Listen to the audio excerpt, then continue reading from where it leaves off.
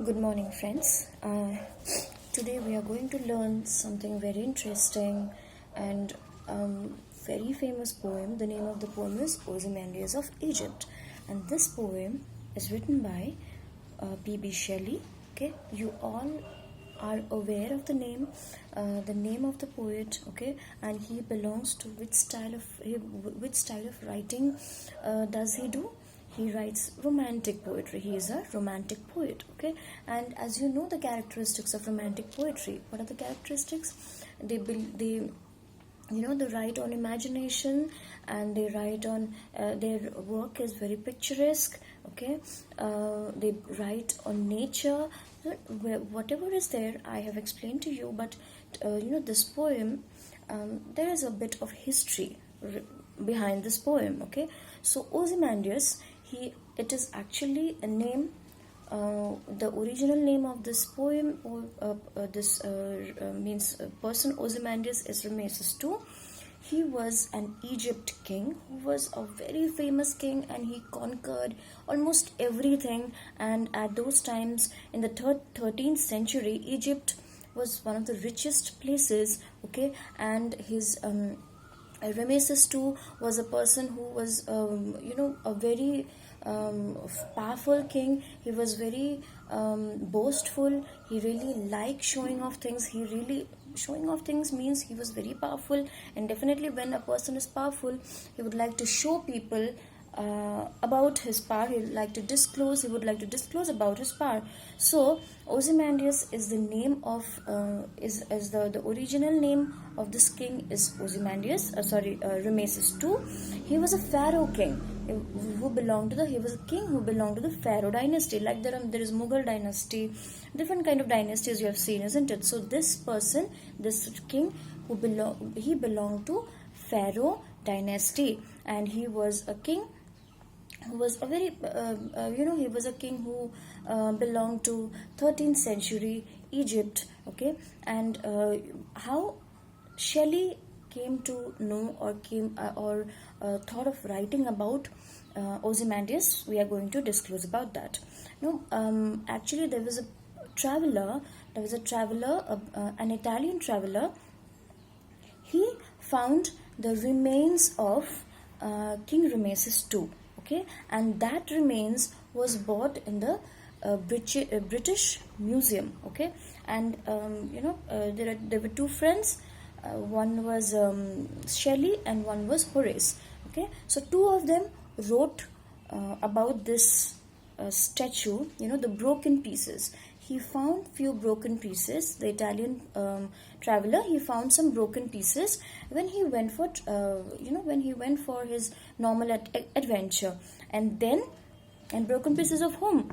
Rameses II. Okay, so when those pieces were bought by the British officials. Okay, and they announced that they announced that there is a remains. And then when these two people, they saw these two friends, they decided of writing a piece on this remains. Okay, and when he saw it, he said that this Shelley, he wrote it, his inspiration he got it after seeing this ravages, after seeing the broken pieces of the King Ozymandias. Okay, so I gave you the introduction, so now let's start.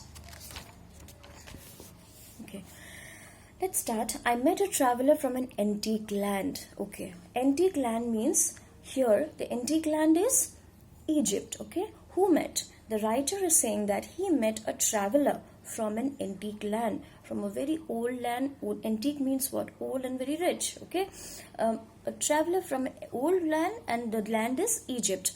The traveler said, two vast trunkless legs of stone. Too vast means very big. He said that there was a statue, and that statue it was very vast. They were too vast, very big, trunkless means, trunk means upper portion. The torso was not there, the upper portion was not there. It was only the legs were there. Okay, and trunkless legs of stone. The statue, it was made up of stone, not iron, not any other metal. Stand in the desert. Okay, the the statue, it was on the desert. Near them, on the sand, half sunk, a shattered visage lie. And near that sand, half sunk means it was half sunk in the desert. मतलब आधा वो जो रेत है उसमें आधा डूबा हुआ था वो, ठीक है. The visage means the face was half sunk in the desert. Near them on the sand, half sunk, a shattered visage lie. Shattered means broken, visage means face. There was a broken visage which was half sunk in the desert. Okay, whose frown, and you know, when that face, how it looked like, it was not a happy and jolly one. How it looked like, whose frown and wrinkled lip, and the face, you know, it had a kind of frown. Like frown means what? This portion when I do like this means what? I'm angry, there is a frown on my forehead. Okay, so there is a frown when you are angry. When you smile, there is no frown. Okay, when you are angry, there is a frown on your forehead. So that statue, it had a frown. It was not a smiling statue, it was not a smiling face.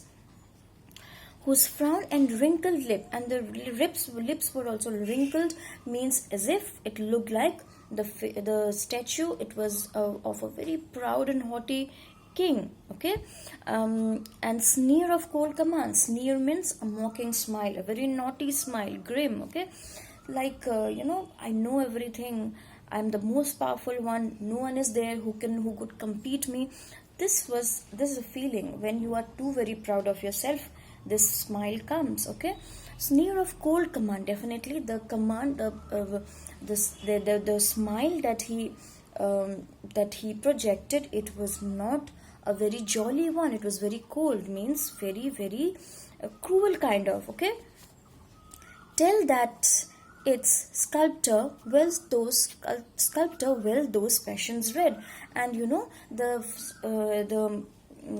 statue, when you see the statue, the face of the statue, it seemed as if, you know, the person who made the statue, he understood very well what kind of personality he was. Because this king, you know, in order to flaunt his riches, he, you know, say that, okay, I'll be sitting here and you have to make a statue of mine. You go, okay, because I want people to know how great I am. So he made a very very big statue of him, okay, of his. And you know, he said, this sculptor, that you have to make it, you have to show people that how great I am. But actually what was happening, actually the sculptor exactly painted the character of the king. Okay, he was immediately after looking at the face, the broken, even though it was a very old one, but it did pure justice. Okay, it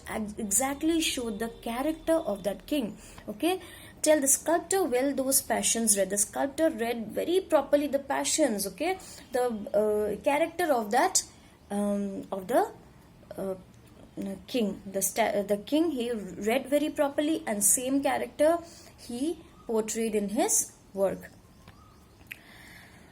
Which yet survive, stamped on these lifeless things. And definitely that character, it survived, even though the statue was a lifeless thing. It survived, you know, till now. We if we'll see now also, we can understand what kind of person that king Rameses was. So till now, the character of with such you know, excellence, he made the statue, that even now we can see and make out how that person was and how his character was. Okay, which yet survive, stamped on these lifeless things. And now, even though these things are lifeless, but still we can understand the cruelty, and we can understand the proud and haughty nature of the king. The hand that mocked them and the heart that fed. Whose hand mocked? Hand mocked means what? वो जो sculptor है जिसने उसको बनाया है, the sculptor who made the statue, he actually was making fun of the king, because he was not projecting the greatness but the character, the inner, the sad, the dark character of the king. And the heart that fed means that feeling that came from where? The feeling came from the sculptor's heart, because his heart came to know the quality and the proud nature and the arrogant nature of the king. Okay, with the hand and with his heart, he made a very prominent and very good statue, and each and every one people, even after 5 to 6 centuries, they could easily understand what kind of character King Rameses was. Okay, this was the first paragraph. Let's move on to the second paragraph. And on the pedestal means there on a height. Okay, there is a pillar kind of thing where below the statue there is a pillar kind of thing, and in the on the pedestal these words appear. Pillar kind of thing, और उसके नीचे एक चीज होता है वहाँ पे pedestal में क्या कुछ, there was a thing that was written. Okay, and King Rameses probably himself said that, write these words for me. Okay, my name is Ozymandias, King of Kings. What was written there? My name is Ozymandias, King of Kings. Look at my works, ye mighty, and despair. Look on my works. So, see what are my works. My, the architecture, the beauty of my country.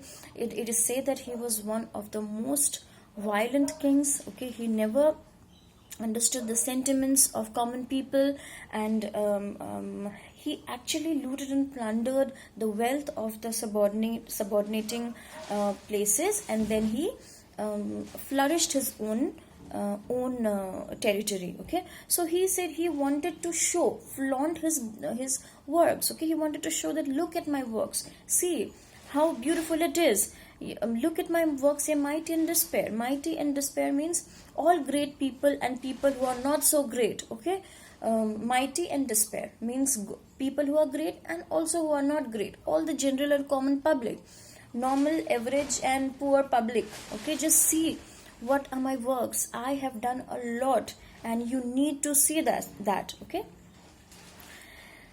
These were the words. These words are very important. It gives a very important message to us. Okay, and then next, what is the thing that the writer writes?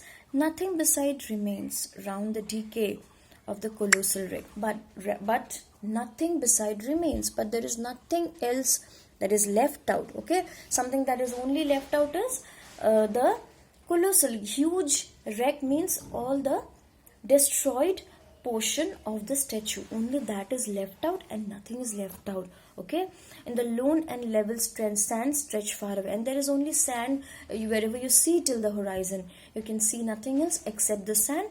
You cannot see the greatness, you cannot see the beauty of his city. You can only see some of the shattered statue of the king. So after reading this, we come to a conclusion that nothing can withstand the ravage of time. Only art is something that stays forever. Okay, for example, this poem is written by Shelley. This poem will be there forever and ever till many generations. Okay, because these are classic poetries, these are classic poems, and these will never go out. The beauty of these poems will never fade. Okay, but whatever he did, the King Rameses, his works, definitely it will fade one day, because here the writer is saying that time is something which is very important, it is very powerful, and nothing can withstand the ravage of time. Okay, time is very powerful, time is very cruel. If you have a bad time, it will go. If you have a good time, it will go. Okay, so one thing now I just want to tell you, one line is very famous of Shelley: if winter comes, can spring be far behind? Okay, so if there is winter, spring is also not far behind. If there are bad times, definitely good time is there, good time will come. So now we have to keep patience. That the the atmosphere is also very grim, as we are totally locked down. But if this portion is here. If the bad time we are struggling, definitely there is a good time waiting for us. Okay, so this is a very beautiful poem. Art is given a very good space and position compared to all the riches and all the power. Okay, if you show power, it will be faded, but if you'll be showing love, it will be if you'll be showing respect, and that will always remain. Time is very important, time is very powerful. If you are very beautiful today, tomorrow you might not be, because time kills everything. So here art is actually, who is the ultimate winner here? The sculptor, because it is only through his art that we came to know the actual character of the king. I hope you understood it, and if you did not understand, please ask me again. Okay, thank you.